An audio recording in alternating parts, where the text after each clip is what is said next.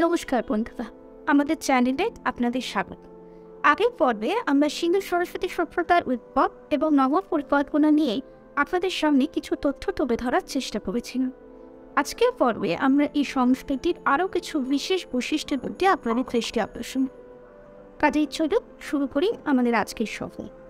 যেহেতু এটি নবরাশ্রয় সভ্যতা, কাজেই কারিগরি শিল্প ও ব্যবসা বাণিজ্য যে সমৃদ্ধ হবে তা বিশেষ বলার অপেক্ষা রাখে না। তবে কৃষি অর্থনীতি উন্নত না হলে শিল্পের বিকাশ কার্যত অসম্ভব। আর সিন্ধু সরস্বতী অঞ্চলের উপর জল এবং তৎকালীন যুগের ব্যাপক বৃষ্টিপাতের কারণে কৃষির ফলবত্তা পর্যাপ্ত। তখন লাঙলের ব্যবহার এসে গেছে, কিন্তু কাঠের না। লোহা তখনও আবিষ্কৃত হয়নি। গম, জব, তিল, রাই, সর্ষে, খেজুর, মেঘ, ইসুর, কলাই ইত্যাদি ছিল নিত্য খাদ্যদ্রব্য। ভাত খাওয়ার চল বিশেষ ছিল। আর কৃষির সাথে বলতে হয় পশু সম্পদের কথা। এখানকার অধিবাসীরা পশুপালনে বেশ সিদ্ধহস্ত ছিলেন। শিল্পগুলি তার জলের প্রমাণ। গ্রীষ্ম, মহিষ, ভেড়া, ছাগল, উট গৃহে পালন করা হতো।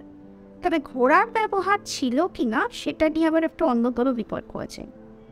হাতি, গলটার, বাঘের প্রতিকৃতিও আমরা সিংহরে দেখেছি, তবে সেগুলি সভ্যতা গৃহপালিত পশু ছিলেন। শিল্প সমৃদ্ধ শিল্প সংস্কৃতিতে তামা ও কাঁসার পাশাপাশি পাথরের ব্যবহার ছিল শুদ্ধশীল। তামার দর্পণ থেকে কাঁসার কুঠার বা পাথরের ছুরি থেকে লাল কালো নকশা করা মাটির বাসন, বিলাসদ্রব্য থেকে দৈনন্দিন ব্যবহারের জিনিস সবই তৈরি হতো বিভিন্ন পণ্যসময়। ঠিক যেরকম কর্মশালার সন্ধান পেয়েছেন রেমন্ড পিজেট ফরচি সুতপুরে। কিন্তু অস্ত্রশস্ত্র বিশেষ মেলে কিভাবে এই সভ্যতার সামরিক দক্ষতা কতটা ছিল সেটা কিন্তু যথেষ্ট সতর্কছেন। তবে প্রমাণের অভাবে সঠিকভাবে মন্তব্য করা উচিত হবে।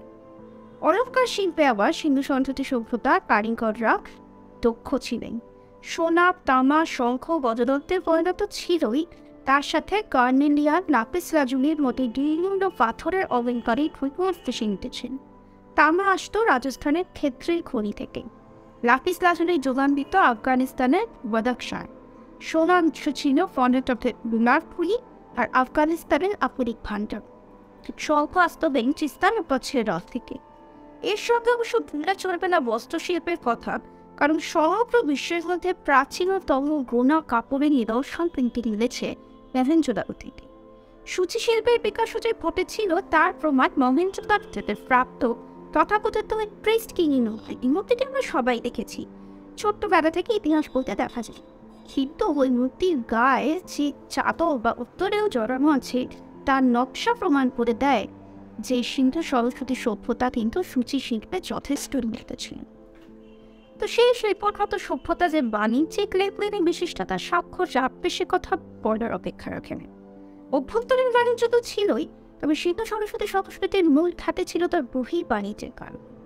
এখানকার কানপাস বস্ত্র থেকে সিংহবন বা মূল্যবান গয়না রপ্তানিত পারস্য উপসাগর বাহারিন হয়ে সুদূর ব্যাবিলন, সুমের, মেসোপটেমিয়া পর্যন্ত।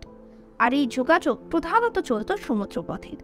লোথানের ডক এবং সেখান থেকে প্রাপ্ত পারস্য উপসাগরীয় চিহ্ন তার প্রমাণ। মেসোপটেমিয়ার মিলেছে সিন্ধু বা মেনুহার বণিকদের অস্থায়ী বসতিও। আর এই বাণিজ্যিক আদান প্রদানে সহায়ক হয়ে উঠেছিল বিভিন্ন প্রতিকৃতির মাস্তুল বিশিষ্ট জলযান, যাদের আদর এখনও কিন্তু টিকে আছে ওই এলাকার সাবেকি জাহাজের চেহারায়। তবে স্থলপথেও ইরাক এবং তুর্কমেনিস্তান হতে বাণিজ্য চলত, আর তা চলত বিভিন্ন আকারের 2, 4 বা 6 চাকা বিশিষ্ট শকটের মাধ্যমে, যাদের ছবি এখনো পাওয়া যায় স্টিয়ারটাইট সিন্ধুতে। শিল্পগুলো ব্যবসা বাণিজ্যের সাথে সম্পর্কিত ছিল বলেই মনে হয়, তবে তাতে খোদিত লিপি পাঠ্যখার না হওয়া পর্যন্ত স্পষ্টভাবে কিছু বড় সফল। আর ছিল পাটখান, অর্থাৎ ওজন ব্যবস্থা ছিল যথেষ্ট সুবিন্যস্ত। সবচেয়ে ভারী ওজনের পাটখারা ছিল অ্যাপলকার প্রায় 11 কেজির সমান। ওজনের এককের ক্ষেত্রে ডেসিমাল আর বাইনারি এই দুটো পদ্ধতি প্রচলিত ছিল। এবার চলে আসি এই সভ্যতার 3টে বিশেষ পিলারের প্রতি, যে পিলারগুলো সম্পর্কে আলোচনা না করলে আমাদের আলোচনাটা অসম্পূর্ণ থেকে যাবে। সাক্ষরতা, ভাস্কর্য আর ধর্ম। হ্যাঁ, সিন্ধু সভ্যতার অধিবাসীরা সাক্ষর ছিলেন, এই বিষয়ে কোনো সন্দেহ নেই, তা প্রমাণ হচ্ছে সেরা। যদিও লিপিগুলো পড়া যায়নি এবং লিপি পড়ার চেষ্টা চলছে, এসআর রাওয়ের মতো আর্কিওলজিস্ট থেকে বর্তমানে বগতা অংশমালী মুখোপাধ্যায় তো সফটওয়্যার টেকনোলজিস্ট সকলেই চেষ্টা করছেন, কিন্তু কোনো মতই এখনও অব্দি সন্তোষজনক বলে প্রমাণিত হয়নি। কিন্তু ইরাবদ্ধ মহাদেবানের গবেষণা একটা জিনিস ঈশ্বরকে প্রমাণ করে দিয়েছে যে লিপিগুলো লেখা হতো ডান দিক থেকে বাদ। শিল্পগুলিতে পরে 5টির বেশি হরফ নেই, কাজে ঐতিহাসিকদের অনুমান যে প্রশাসনিক নির্দেশাবলী বা বাণিজ্যিক তথ্যাদি জানানোর জন্য সিংহদের সংক্ষিপ্তভাবে বরাত নিয়োজিত করা হয়। তবে ব্যতিক্রম একটা আছে, সেটা মিলেছে ধোলাবিরা থেকে বৃহত্তম লেখ। তাতে রয়েছে 18টা অক্ষর এবং লেখকটা অনেকটা আজকের দিনে সাইনবোর্ড বা পথ নির্দেশিকা। গণিত জ্যামিতিক জ্ঞানও এখানকার অধিবাসীদের জানা ছিল, তা না থাকলে একই সমান মাপের পোড়ামাটির ইট দিয়ে প্রত্যেকটা বাড়ি তৈরি করা সম্ভব হতো না। তবে এই নাগরিকরা কোন ভাষায় কথা বলতে, এই সমগ্র এলাকা জুড়ে একটি ভাষায় প্রচলিত ছিল নাকি বিভিন্ন অঞ্চলভেদে বিভিন্ন ভাষা প্রচলিত ছিল, সেটা আমরা এখনও সঠিকভাবে জানি না। পোড়ামাটির ভাস্কর্যবিহীন আরেকটি বিশিষ্ট বৈশিষ্ট্য, এবং এই পোড়ামাটির ভাস্কর্য নির্মাণে এখানকার শিল্পীরা ছিলেন সিদ্ধহস্ত। পশু মূর্তি থেকে মানব মূর্তি, সে মহেঞ্জোদারোর প্রসিদ্ধ রক্তমূর্তি হোক, কিং হোক, বা ছোট ছোট মহিষ, গন্ডার, হাতি, রথের প্রতিকৃতি, খেলনা জাতীয় মূর্তি, চাই শক্তি, প্রেমবতা, দার্ঢ্য, প্রাণবন্ততার এক অপূর্ব সংমিশ্রণে। কিন্তু এই মূর্তি নির্মাণের প্রসঙ্গে আমাদের বলতে হবে ধর্ম বিশ্বাসের কথা। অসংখ্য নগ্ন বা অর্ধনগ্ন অলঙ্কার সজ্জিতা যে নারীত্বগুলো আমরা পেয়েছি, সেই মাতৃতা মূর্তিগুলি মূলত দেবী হিসেবে পূজিত হতো বলে মনে হয়। বিখ্যাত পশুপতি সিলের কথা আমরা সবাই জানি, যেখানে পশু পরিবৃত একজন যোগীর পুরুষকে বসে থাকা অবস্থায় দেখা যাচ্ছে এবং তার মাথার মুকুটটা অনেকটা ত্রিশূলের।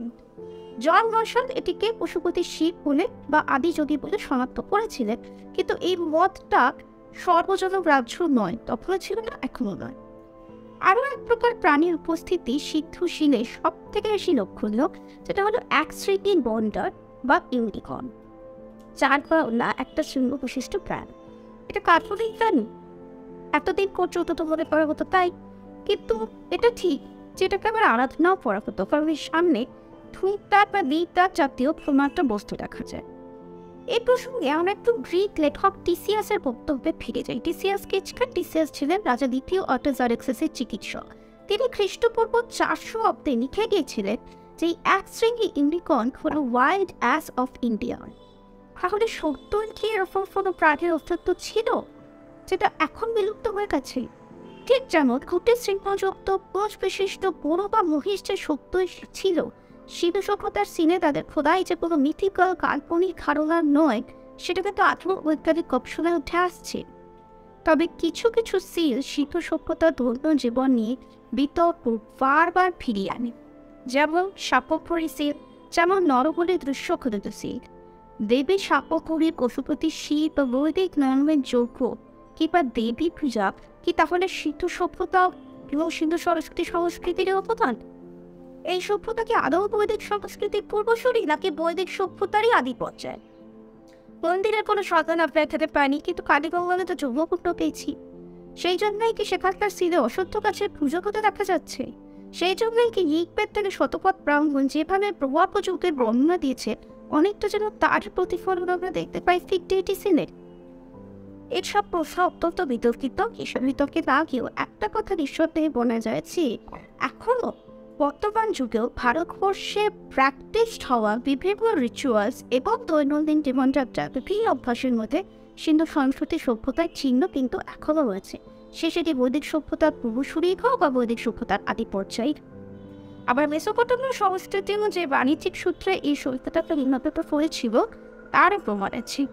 একজোড়া বাঘের সঙ্গে একটি পুরুষের লড়াই করার যে চিত্র সম্পূর্ণতে ফিল আমরা পাচ্ছি, সেটা কি গিলগামেশের গল্প মনে পড়ে? তো অজান।